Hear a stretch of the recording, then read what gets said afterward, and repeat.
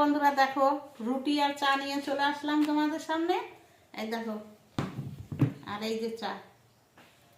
তো কি হয়েছে বলো তো, এখন কিন্তু দুপুরকার খাবার।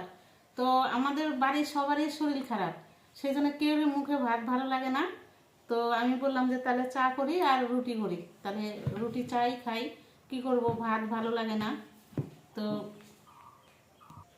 তো তোমরা সবাই জানো আমি নাতনি নিয়ে ভিডিও বেশি করি। তো আমার নাতনির এত শরীর খারাপ, আর কি বলবো।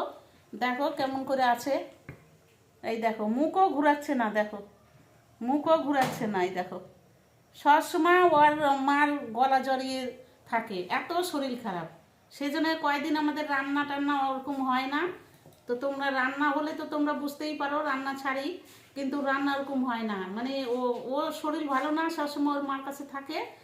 আর আমাদের মানে আমারও সর্দি জ্বর হয়ে গেছিলো, কিন্তু মুখ এখনো ভালো হয়নি।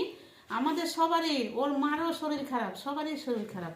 তাই দুপুরে দেখো হাসিরও কথা, দুপুরবেলা চা আর রুটি খাচ্ছি। শরীর ভালো না, কেউর মুখে স্বাদ নাই, কি করব বলো। তো একটু খাইয়ে দেখাই তোমাদেরকে। কে কে খেতে ভালোবাসো রুটি চা, অবশ্যই আর চলে আসো আমার বাড়ি খেতে।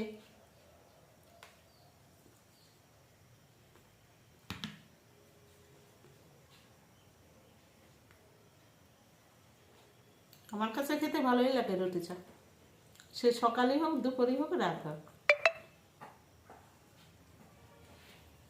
টাটা, সবাই ভালো থাকো।